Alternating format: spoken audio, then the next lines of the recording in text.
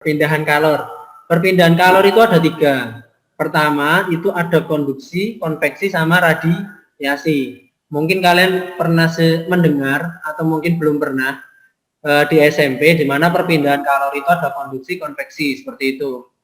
Isolator. Isolator itu nanti masuknya di bab kelistrikan, seperti itu ya. Ini bagaimana suatu energi panas itu dapat berpindah.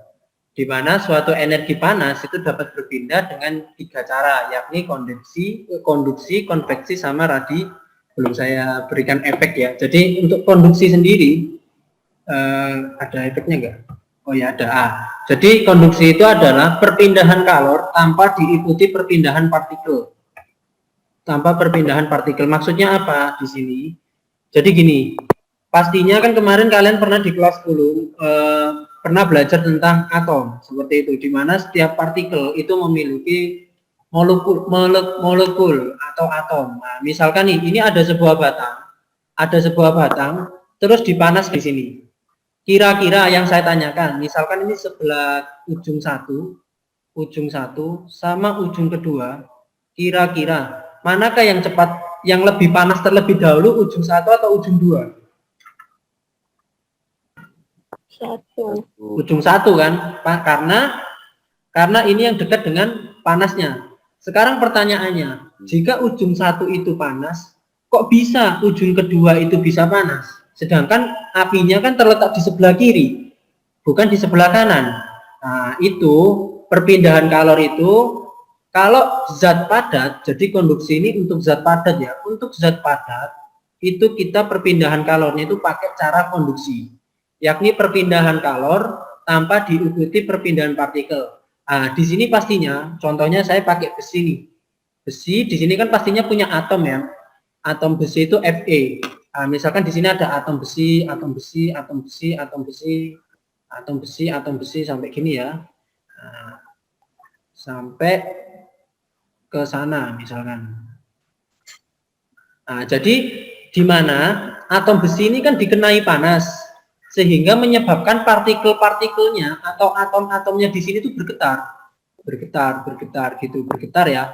Karena getarannya ini menyentuh atom yang sampingnya, seperti itu. Menyentuh atom yang sampingnya, terus begitu selanjutnya menyentuh atom sampingnya, itu yang menyebabkan perpindahan partikel, perpindahan kalornya seperti itu. Sedangkan atomnya itu tetap saja di sini, tidak berubah-ubah. Cuma dia bergetar, terus menyentuh atom yang satunya. Menyentuh atom satunya, maka yang atom satunya ini bergetar juga hingga sampai ke ujung sini. Nah, itu ya penyebabnya ya. Mungkin kalian sehari-hari ya enggak kepikiran aja sih. Kalau kalian masak, kok bisa ya yang kena panas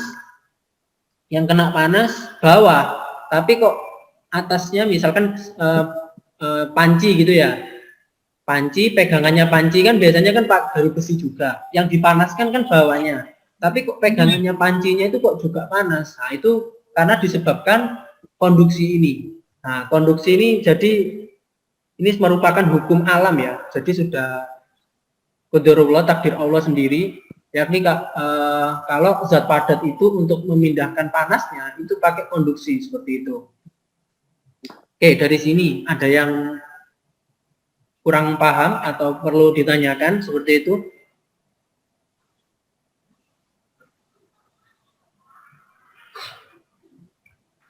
Kalau nggak ada, saya akan lanjutkan. Di mana kan di sini kan partikel ini kan bergetar nih, bergetar menyentuh partikel yang sampingnya, bergetar juga menyentuh sampingnya juga, bergetar juga hingga sampai ujung sebelah kanan. Nah, di mana untuk perpindahan kalor, perpindahan jarak, maka yang kita cari adalah kecepatannya, kecepatan aliran kalor, maksudnya kecepatan perpindahan kalor tersebut, di mana itu dilambangkan dengan H.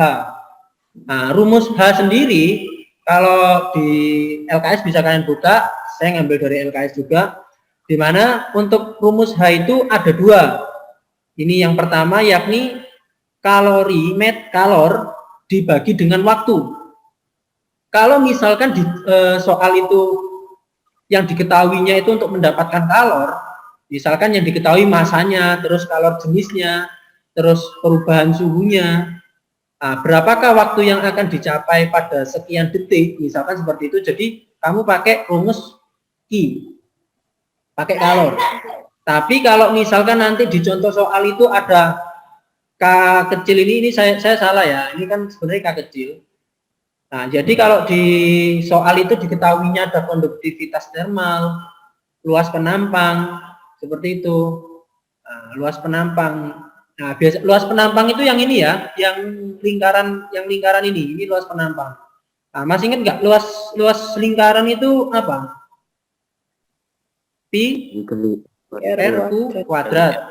Atau kalau pakai diameter 1/4 pi kali D kuadrat ya. Jadi kalian harus paham ini ya. Di mana luas penampangnya itu pakai ini. Kalau posisinya bentuknya tabung. Kalau lingkaran ya. Kalau misalkan persegi panjang, contoh misalkan bentuknya itu bukan gini tapi gini misalkan. Balok gitu ya. Kan biasanya kan ada seperti itu. Nah, seperti ini, maka nanti luasnya pakai luas persegi aja. Jadi panjang kali lebar seperti itu. Nah, nanti dilihat aja.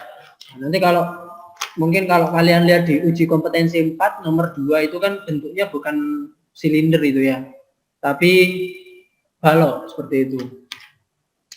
Nah, rupanya kalau kita gabungkan rumusnya untuk kecepatan aliran selain pakai rumus yang pertama kita bisa pakai rumus yang kedua, yakni konduktivitas termal dikali luas penampang. Kalau kalian sudah diketahui luas penampangnya enak, tapi kalau nggak diketahui ya harus pakai rumus ini. Misalkan panjang batang logam 40 dan lebar 30. Nah, itu kamu harus cari luas penampangnya ya. Gitu. Jangan masukkan salah satunya misalkan 40 atau 30-nya enggak, tapi kamu kalikan dulu. Nah, delta T adalah selisih suhu panas dengan dingin. Di mana di sini bisa pakai satuan Kelvin atau Celcius. Itu dilihat dari konduktivitas termalnya. Kalau konduktivitas termalnya itu pakai Kelvin, tapi diselisih suhu dan panas, delta T-nya itu pakai Celcius, maka kamu harus rubah dulu. Di mana untuk derajat Celcius dirubah menjadi Kelvin, itu harus ditambahkan dengan 273. Misalkan 27 derajat Celcius, kalau ingin merubah ke Kelvin, maka harus ditambahkan dengan 273. 27 ditambah dengan 273. Maka hasilnya 300 Kelvin, seperti itu. Nah, kalau L ini panjang batang, seperti itu. Nah, misalkan nih kalau silinder biasanya diketahui panjang silindernya berapa, karena kan berbeda luas penampang dengan panjang kalau seperti itu. Tapi kalau bentuknya batang seperti ini, jadi kamu pakai yang panjangnya sendiri, yakni 40 ini, gitu ya. Terus Q kalor, di mana kalor ini rumusnya kemarin adalah macet M kali C kali delta T, seperti itu. Waktu, nah kalau misalkan nanti di soal itu ada waktunya, jadi kemungkinan sih pakai ini, gitu ya. Yang penting makanya saya mesti menekankan untuk mengerjakan soal ditulis